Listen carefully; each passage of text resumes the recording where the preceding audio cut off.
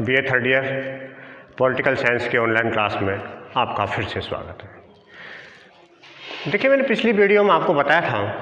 कि भारत और पाकिस्तान के मध्य जिस प्रकार के संबंध रहे हैं और उसमें विशेष तौर से करगिल संघर्ष के बाद किस प्रकार की स्थिति तनावपूर्ण की रही है। लेकिन देखिए, दोनों देशों के मध्य जब सामंजस्य की स्थिति बनने लगी और एक दूसरे देशों की यात्राएं करने लगी, इसके बाद में कुछ तनावपूर्ण वातावरण उत्पन्न हुआ, जिसके कारण अपन मानते हैं कि वर्तमान में भी भारत एवं पाकिस्तान के मध्य तनाव की स्थिति बनी हुई है। विशेष तौर से देखा जाता है कि अटल बिहारी वाजपेयी की पाकिस्तान यात्रा के बाद जब किसी प्रकार की कोई समस्या का हल नहीं हुआ तो दोनों देशों के मध्य कूटनीतिक संबंधों में परिवर्तन आया और विशेष तौर से पाकिस्तान के राष्ट्रपति परवेज मुशर्रफ ने एक क्रिकेट नीति के आधार पर भारत की यात्रा की। भारत की इस 3 दिवसीय यात्रा के दौरान कुछ दोनों देशों के मध्य में समझौते भी हुए और सहयोगात्मक यानी प्रवृत्ति भी देखी जाती है। जैसे कि माना जाता है कि राष्ट्रपति परवेज मुशर्रफ ने भारत की यात्रा अप्रैल 2005 को की थी। यह क्रिकेट कूटनीति के आधार पर मानी जाती है क्योंकि विश्व कप के आधार पर वह अपने देश के या अन्य देशों के क्रिकेट देखने के लिए भारत आए थे।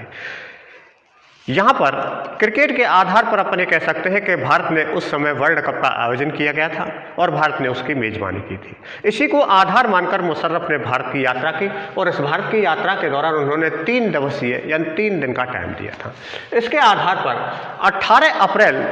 2005 को दोनों देशों के मध्य या अपन ये कह सकते हैं कि वाजपेयी एवं मुशर्रफ के मध्य हैदराबाद हाउस जो दिल्ली में स्थित है उसमें संधि वार्ता की गई थी और दोनों देशों के मध्य संबंधों को निर्धारित किया गया था।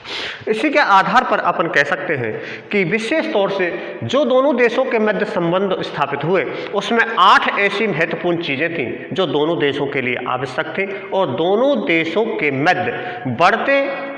किसी न प्रकार के संघर्ष को या तो कम किया जा सकता था या तनाव को कम किया जा सकता। और इसमें विशेष तौर से महत्वपूर्ण मानी जाती है कि पहली थी इसकी जम्मू कश्मीर की समस्या जो किसी न किसी रूप में सुलझ जाए। इसके बाद था आतंकवाद जिससे पाकिस्तान भी जूझ रहा है और भारत को भी उससे काफ़ी नुकसान होता है। इसके बाद दोनों देशों के मध्य ठप्प हुए व्यापार जो 2098 से ही समाप्त हो चुके थे उनको पुनः बहाल करने और नए व्यापारिक संबंधों को स्थापित करने। इसके बाद वाणिज्य दूतावास जो पहले वाणिज्य दूतावासों की समाप्ति की जा चुकी थी इसे पुनः अमल में लाने के लिए इसके आधार पर नियंत्रण रेखा जिसको लगभग 740 किलोमीटर लंबी मानी जाती है, इस नियंत्रण रेखा जिसमें श्रीनगर एवं मुजफ्फराबाद के मध्य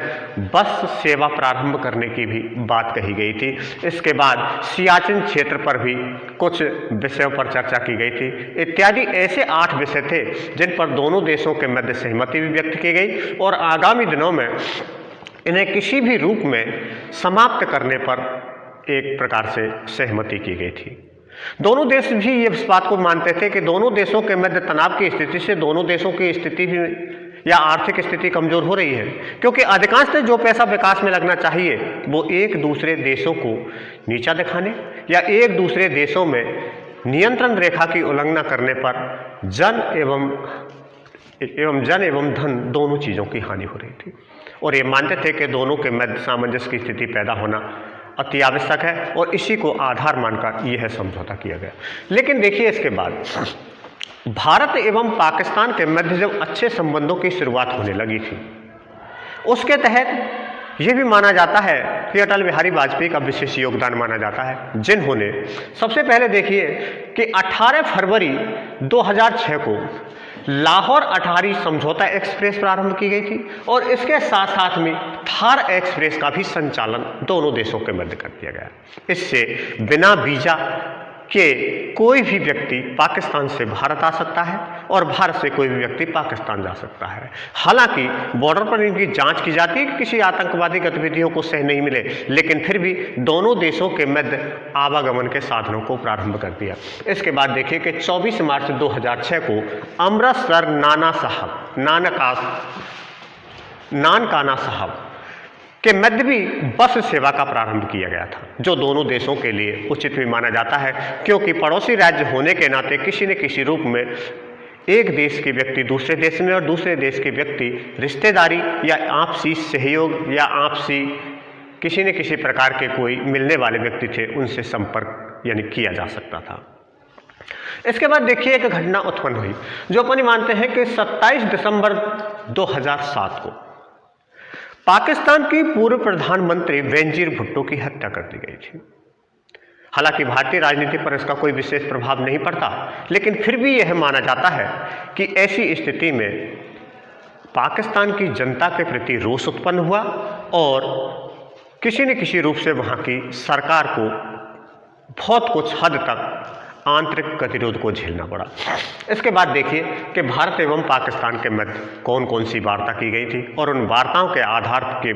मध्य भी कुछ घटनाएं महत्वपूर्ण मानी जाती हैं। जैसे देखिए कि जुलाई 2010 में आतंकवाद समाप्ति एवं सहयोग पर बल दिया गया और दोनों देशों के मध्य समझौता किया गया था। इसके बाद देखिए 8 जून 2013 को पाकिस्तान द्वारा 2 भारतीय सैनिकों की जब निर्मम हत्या कर दी गई थी, किसी न किसी रूप में उनके सर काट लिए गए, या कहा जाता है मीडियाओं के माध्यम से इस प्रकार का कि ऐसी स्थिति में पाकिस्तान के सैनिकों के द्वारा भारतीय सैनिकों की निर्मम हत्या करने का मामला अंतर्राष्ट्रीय क्षेत्र तक पहुंच गया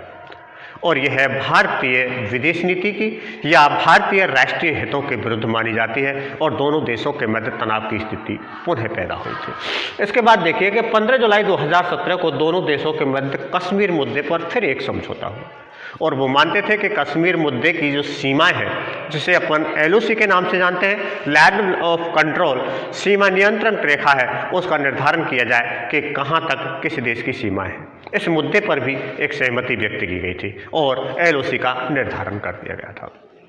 लेकिन इसके बाद देखिए, इसके बाद एक महत्वपूर्ण घटना मानी जाती है कि जो लेटेस्ट है कि फरवरी 2019 को CRPF के काफिले पर आतंकवादी संगठन, या अपन ये कह सकते हैं कि पाकिस्तान में पनप रहे एक आतंकवादी संगठन ने उस पर हमला कर दिया और लगभग 42 जवानों को उसमें शहीद होना पड़ा। विशेष तौर से यह माना जाता है कि यह एक दुखद घटना है जिसके आधार पर कुछ जांच एजेंसियां इस बात का भी निर्धारण करती हैं कि यह हमला किस आधार पर हुआ, इतनी बड़ी मात्रा में विस्फोटक पदार्थ भारत में कैसे आया जबकि सीमाएं पूर्ण रूप से सील हैं। इस प्रकार की कुछ आंतरिक गतिरोध की यानी गतिविधियां भारत में भी होने लगी। लेकिन वर्तमान के जो प्रधानमंत्री हैं नरेंद्र मोदी, उन्होंने किसी न किसी प्रकार से गोपनीय आधार पर भारत की सुरक्षा को ज़्यादा महत्व देते हुए उन्होंने मात्र इस घटना के 12 दिन बाद ही एक सर्जिकल स्ट्राइक के आधार पर आतंकवादी संगठन का जो केंद्र है या प्रशिक्षण केंद्र है उस पर बमबारी करके उसे तबाह कर दिया। इस प्रकार की गतिविधियों को अपन मानते हैं कि भारत और पाकिस्तान के मध्य यानी 1947 से और वर्तमान तक किस प्रकार के संबंध रहे हैं, ये आपके लिए जानना अति आवश्यक है। इसके बाद देखिए दूसरा पड़ोसी राज्य है वह है भारत एवं श्रीलंका ले लीजिए, या भारत एवं अफगानिस्तान ले लीजिए, या भारत और बांग्लादेश ले लीजिए। किसी न किसी रूप में अपन मानते हैं कि अन्य देशों के साथ में किस प्रकार के संबंध है और किस प्रकार की प्रवृत्तियां भारत अपनाता है, इसके बारे में बताएंगे आपको नेक्स्ट वीडियो में। तब तक के लिए धन्यवाद।